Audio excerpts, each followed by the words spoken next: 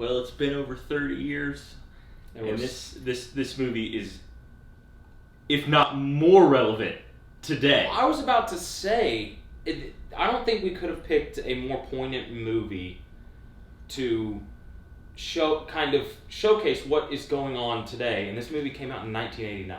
Mm-hmm. You know, and obviously with everything that's going on today with the protests and the riots, I wanted to choose a movie that was relevant, you know, and this was the first movie that came to mind.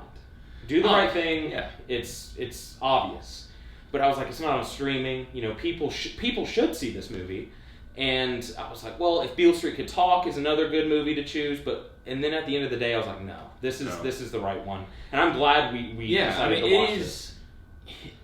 It's 100% relevant in the sense of the way it ends. The way it ends, it was weird because it was like the same things that they are arguing about are the exact same things that people are talking about today. Yeah. And it's like you just said, it's like it's been 30 years and it's cyclical. It just keeps happening, which is insane. It's ridiculous. Yeah. Let's get started. First of all, this movie's fantastic. It's really good. It's awesome. It's one of those things. I mean, you know, 100 greatest movies of all time. 50. You might even be in the top 50. I mean, obviously, I can't just list them all, but I mean, it's also when you think about everything that was put into it. Spike Lee, what you have to give him a tremendous amount of respect, mainly because think about how ambitious he is, especially at this young age. Mm-hmm. He directed, wrote, produced, and starred in this movie. I mean, he was the star. He wasn't like a small character. And that in itself is impressive. And then to make a piece of film that is this quality it's good. It's unbelievable. And as a director, there is so many, I mean, it was almost like his showcase. Like he was like there were parts where you're just like he's just like showing off. Well, he does, and something I love about Spike Lee. There's a lot of cool shots. There's a lot of cool like. I don't disagree. I do not disagree, and something I love about him is that he does things that is like, I'm sure someone's like, why would we do that? And he's like, why not? Yeah. You know, he has a lot of like the whole scene where Mookie and John Turturro's character they're kind of getting argumentative, and then they don't really get heated together, but they walk off and they're like they don't walk off. It then cuts to they are away from each other. And they're talking about each other behind it. It's like this is what was running through their mind after they ran. It's like somebody walks off. It's like son of a bitch. Like, but then it's John Turturro. It zooms in on Mookie saying, you know, just the meanest, nastiest things about John Turturro's character. John Turturro says the same thing. Then it shows the Hispanic character that you see. Mm-hmm. He's talking about the Asians. Yes, and then the Asians, and it's all this like it's that Scorsese like super kind of fast zoom in, and it's all while they're just like kind of ranting. Yeah. And then that's all broken up by Samuel Jackson zooming in into the camera, saying like, "Everybody chill." Mm-hmm. And it was something that is like you don't see that in movies. No. But Spike Lee does that, and it's just like, oh, that's just something Spike Lee would do. Yeah. You know, and I think it's just an awesome way. Spike Lee, what he does so well, there are so many of these characters that they'll say things that you're like, oh, I shouldn't like this person because they're either bigoted or they say really mean things. Everybody's human. But then he'll show everybody has a reason for why they feel a certain way, and it's some of it you can get behind, some of it you can't. But that's how life is. And that was especially my main takeaway while watching it this time was just like, there's always a piece of something where you're like, oh, I kind of like that guy, or you see something in something you go, I don't really like. And that even person. his character, is not some like heroine. No, or hero. I mean, hero. I'm not heroine. Yeah, he's some hero. He is a. He's not a great father. He's a delivery man for this pizza place, but he's constantly kind of just going and visiting other people. And like he's not the most. He really only has his job because the guy seems to have a thing for his sister. Well, I wouldn't say that. I mean, no. He has a thing for his sister, and I like that too. Where Danny Aiello. There's a whole conversation with his sister talking about how she got the job. Yeah, I guess, but it was that conversation where Sal's like, "You better not be saying what I think you're saying," but it's like obvious. Like he was like, "I'm going to make you a special piece," and and it's like they're not friends. The only time she sees him is when she comes to get a slice of pizza. Yeah, and all the actors in this are great. Speaking of Sal, Danny Aiello was really good because the two, like John Turturro is probably the most unlikable character in the film. He was actually racist. Yeah, and nobody else really. Well, no, I mean everyone kind of had some. They had people they didn't like, and everybody had racial stereotypes on the back of their mind. But Turturro was the one that was very upfront about not liking black people. Yeah, and nobody else had a thing for not. They weren't going to not like a whole specific race. Where Turturro just didn't like. He didn't like black people at all. And everybody else's character, they had dislikes of different people, and you heard them make, they would make stereotypical racial comments, but it was never like hatred. And even like Sal, who ends up, he's the one at the end that's what gets them out of control. Yeah, but gets everyone out of control.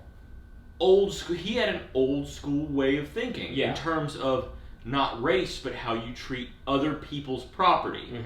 And he was very proud of what he had built, and that he liked being in that neighborhood. Well, see, that was what I was about to bring up. Turturro brings up. He's like, why don't we get up out of here? Yeah. Because Turturro does not want to be in that neighborhood. Yeah, and he's like, I got to see these kids grow up. He was like, they grew up on my pizza. Yeah. And he's like, I've been here 30 years. Where's I gonna go? Yeah, he's like, I've been serving these kids pizzas. He goes, I've seen all their faces since they were babies. Yeah.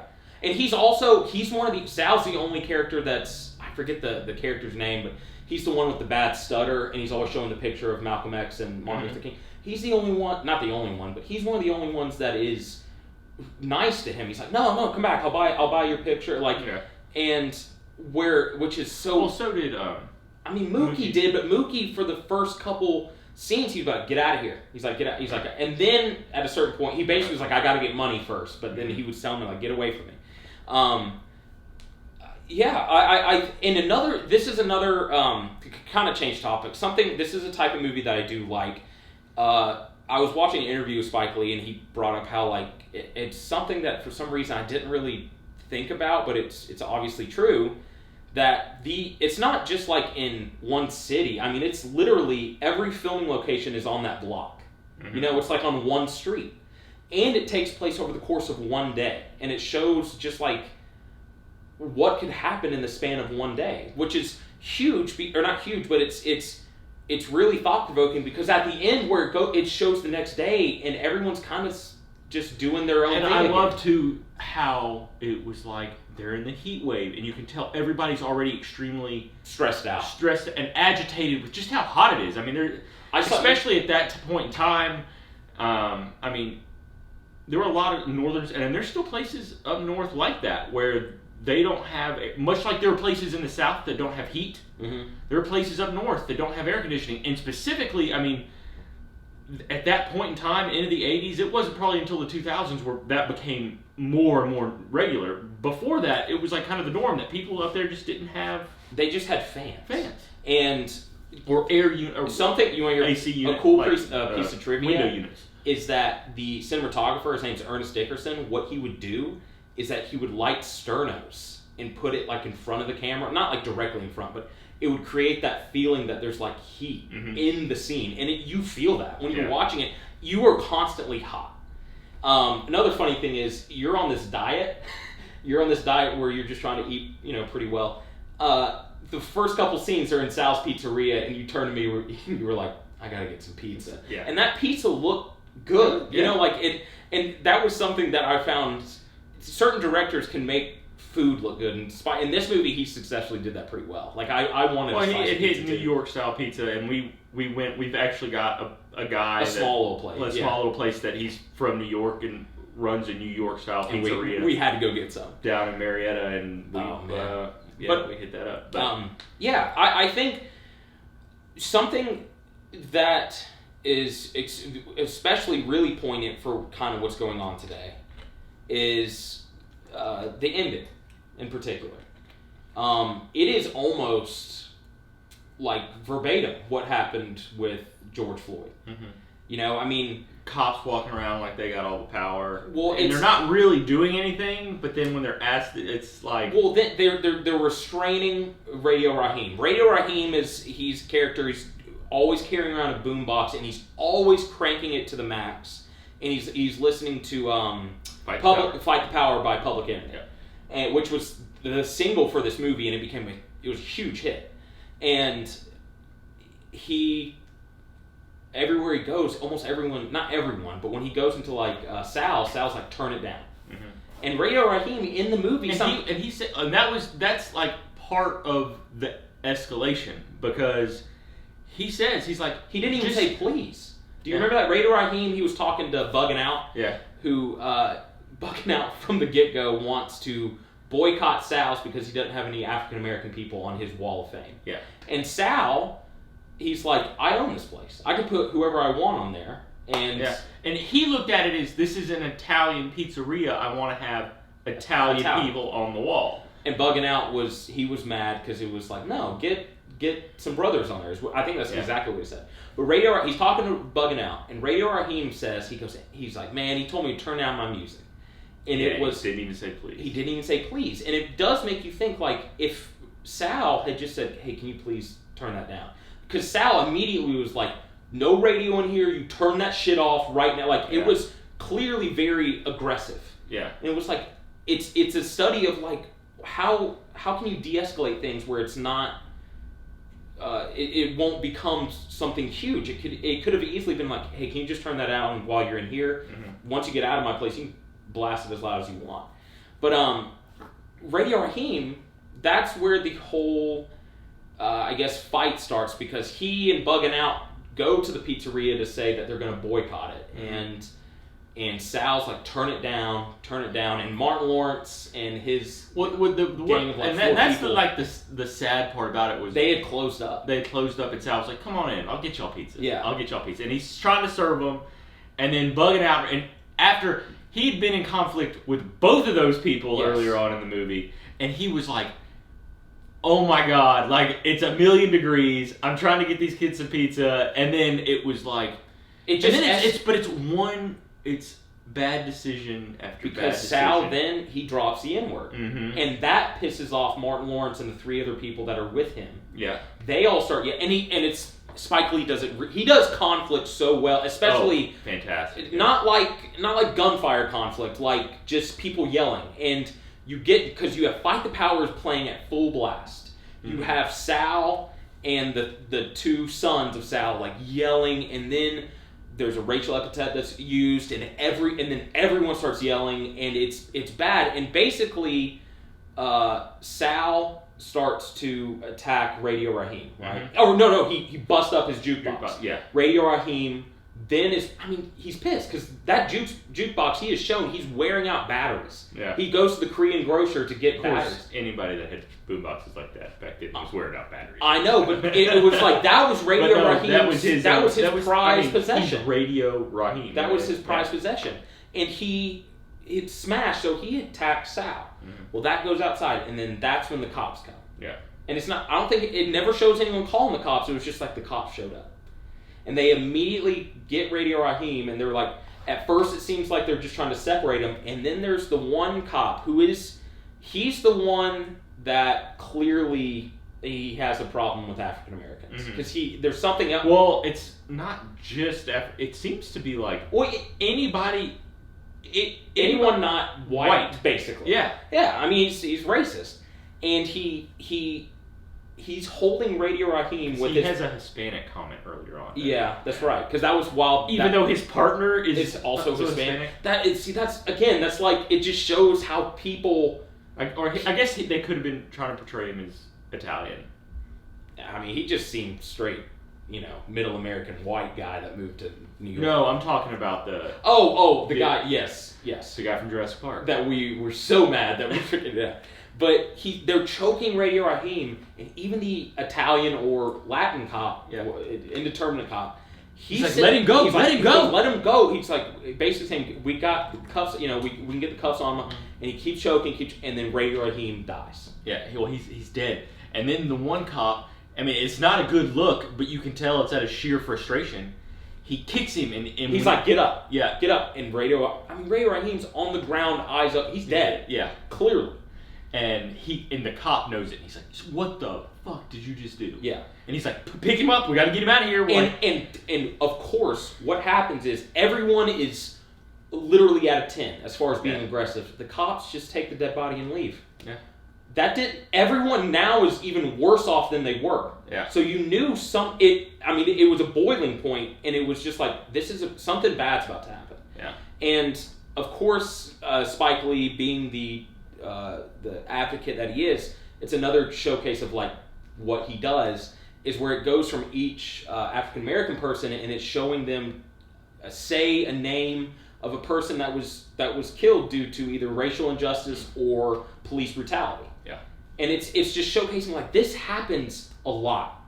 This is not something that just... And then the choice that he makes. And Spike Lee, Mookie, Sal's sitting there because Sal makes a comment that is not good. I mean, it's not... You can tell he's a little upset that someone died, but he makes a comment that did not bode well with the crowd. Yeah. And that just... And he makes a comment, the crowd gets mad, and then he asks Mookie to be like... He's like, Mookie, tell him to calm down. Yeah. And of course, Mookie, being the African American, is looking at it. It's like, fuck you. And, well, not... Yes. And he grabs the trash can, throws the trash can through the pizzeria, and a mob starts. They start rioting, and the place gets burnt down. And this is the point that a lot of people today are arguing like, I understand peaceful protest, but do we have to riot? And people are getting really upset about, honestly, materialistic things. Like this is, and even Mookie has the comment, he's like, Sal, your insurance can pay for this place. And of course, Sal, who is so tied to this, he's like, I've had this restaurant for 30 years. I built it with my hands. He's like, I built it with my bare hands. He's like, somebody's dead. He goes, you're so worried about your piece of property that can easily be fixed up. What you can't fix is that guy that just died basically on your front doorstep. Yeah. That's where that really, watching it again, it was like, that argument's still going on today. Yeah. That was something, that was like, whoa. Like, and then to end it with the two quotes from Martin Luther King and Malcolm X. And it's two opposing, vastly different quotes, talking about the use of violence in protests. Yeah. And then to end it with the picture of them both together. Yeah. And it's like, it may not matter as long as you're advocating for the same thing. Yeah. If there's a purpose to why you're protesting the way you are, that's fine. Yeah. And that, I don't know. I love this movie, and it was much more powerful watching it, especially with what's going on all over the country. Yeah. And I'm really glad we watched, because we turned it off, and you had never seen it. I'd seen parts. I'd never watched it from beginning. And we turned it off, and you're like, well, that's extremely relevant. Mm-hmm. Like it was, and it is. Like, it's such a good movie, and I think, honestly, everyone should watch it. What makes it so good, in my opinion, what he does a good job showing, and I said it at the beginning of our conversation, was he does such a good job of humanizing everyone. Yes.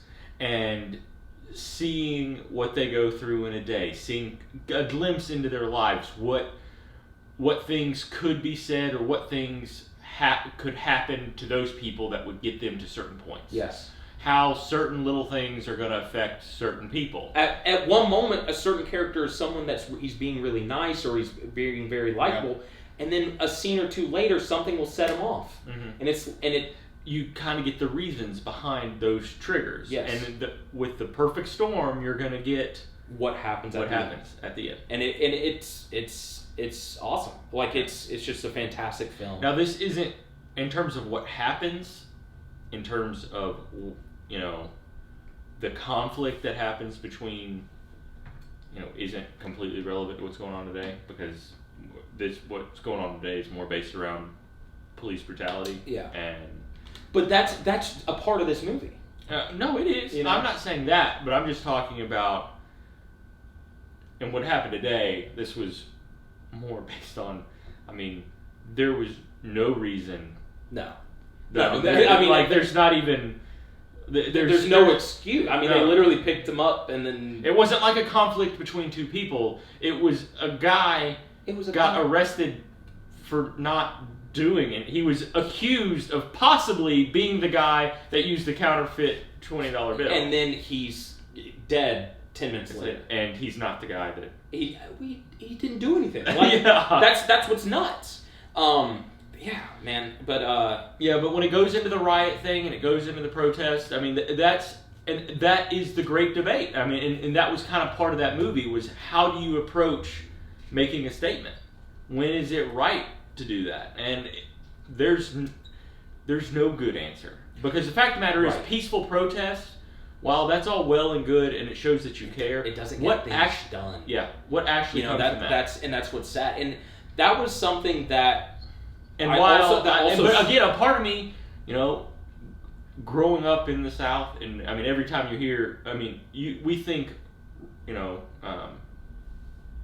we think Martin Luther King. Like, that's what we're raised on, especially being from Atlanta. Like, everything. We have half the streets in Atlanta are either Martin Luther King something or Peachtree. Like, those are the two options here. And so, growing up, we, throughout school, Martin Luther King, the way he approached it was the right way, and the way Malcolm X approached it was a little more. It was very antagonistic, like it was super violent. And and it was black, like they were kind of. They were radical. They were radical, and that wasn't the right way. And that's kind of how we grew up. If you want to change things, you have to do it like Martin Luther King, right? And you probably don't want to approach it like Malcolm X. But Malcolm X was not. He wasn't dumb. Like, he was 100% right in a lot of what he was saying in terms of how to. There has to be. You have to push the envelope. You have to get people's attention. Because otherwise, it's like, no, we're just gonna keep the status quo and everything's hunky dory. See, that was speaking like this. The ending of this movie. I was reading about when it came out. While it got great reviews, there were a lot of reporters and a lot of critics that were upset because some people thought it was going to incite like riots and people and it was what it was. It gives you that feeling of it's not like usually in an ending you almost wish it was like it got all tied up and nice and neat, and it's like it doesn't, and it's because at the end of the day both of these people are still just people. Yeah, and it's like and it doesn't, and also it's like it's because. Nobody should be held at a higher standard than anyone else. Well, the problem that's showcased in this film, there's no easy answer. You don't just solve it. Yeah, and that's another issue we're going to run into with. I mean, not run into, but we've already run into for the past. Right. Since the beginning of time. I mean, it's just like there's no. No easy. There's nothing that's like, okay, this is going to solve it, because no matter what, there's going to be conflict the other way. Yeah, and it's almost, and it's why I like this movie. It just takes place in one day, and like I said, the final scene is the next morning, and it shows that it's just like the life just keeps going on, and these problems still are going to continue, and as much like it's just so crazy. I mean, your option is like, you've heard the arguments like, well, defund police, and it's like that's not going to happen. No, like you got to have police at some point. It's like, at the same time, it's like, but defund them. I mean, don't get me wrong. This is no joke. I mean, I've been pulled over several times, more than I'd like to admit, and the difference is when you get pulled over with a minority in the car, and when you don't, because your best friend is best friends growing up was black, but I've also been pulled over with other people of color or races in the car, and Hispanic too. Actually, now thinking about it, and when you get pulled over with a minority in the car, you are treated as a guilty part. Like, you were almost treated as you're already guilty, opposed to... And it's like, what have I done? And a lot of the times, I was driving, and I was like, what in the world am I even getting pulled over? Like, you sit there and go, what? Why? I'm not doing anything. Yeah. No, routine traffic stop, but for what? Yeah. No, Kyle. And again, I mean, that's the 100% fact. When you get pulled over when you're white, and while yes, cops are still assholes, at the end of the day, you are still treated differently. Yeah, I mean, you are. They approach minorities with a much more aggressive nature, and extremely unfortunate, and it's something that does need to change. Yeah, it's just there's no easy answer as to how to change it. Yeah. You know, I mean, anyway, highly recommend this movie. I don't know when or if it'll be on streaming, but if you ever see it, put it on. Yeah. It's an amazing film. Again, it doesn't leave you with happy feelings. There really is no hero. But it's an extremely thought-provoking film. No, yeah. And it, like something that why I also decided this as opposed to If Beale Street Could Talk, as good as If Beale Street Could Talk is, this movie there are parts funny parts. There are really funny and really enjoyable. But that's also Spike Lee too. Yeah. I mean, this movie is. He shows. I mean, it's like Tarantino. It's Tarantino's got Pulp Fiction. You've got certain directors just have their movie, and you can watch. I argue Do the Right Thing is you don't even have to argue. This is his best movie. I mean, there are Black Klansman is good. I'm also this is what I was going to get looking forward to. Coming out on June 12th, which is Friday, is his new movie on Netflix, which is Defy Bloods, which is something I am looking forward to. Yeah, I'm looking forward to that. Because that's like the first equivalent. Spike Lee is a really good director. He's talented. He's talented as hell. Yeah. And especially, like you said, Defy Blood. Inside Man, I think, is on Netflix. Inside Man's great. Inside Man is one of the... He Got Game is good. He Got Game is good. With Ray Allen and Denzel. It's... and yeah. He Got Game is good, but he is a very talented filmmaker, and even stuff you watch of his, and he's got a pretty long. I mean, he's been doing this for a while now. Mm-hmm. In even movies that maybe aren't so well reviewed, you will still watch those movies and go, "Wait, who directed this? Like, this is whoever did this has a vision. Like this is it's it's very experimental. Like it's cool. It's almost for me, he's a real filmmaker. He's always either pushing boundaries. He does what he wants. Mm-hmm. And that I will always respect in a filmmaker. Even if I didn't like the film per se, it's like, well, he's doing his own thing. Yeah. And I give him total respect for that. Spike Lee, I do like it. He's okay, well, I mean, if you were to head a list, like if somebody said 10 best directors working right now, well, I would say in the past 30 years, Spike has to be on that list. Yeah, no, he has to be. And it's also because he writes the majority of his stuff too, which you have to give credit for. He's a very talented. He's a filmmaker. Yeah, he's so good. All right, man. Well, I think we pretty much nailed everything on this video. And don't get me wrong, I understand the irony of two white guys discussing race relations, but yeah, I still highly recommend this film, and we'll catch you next time with OurTake. So we'll see you.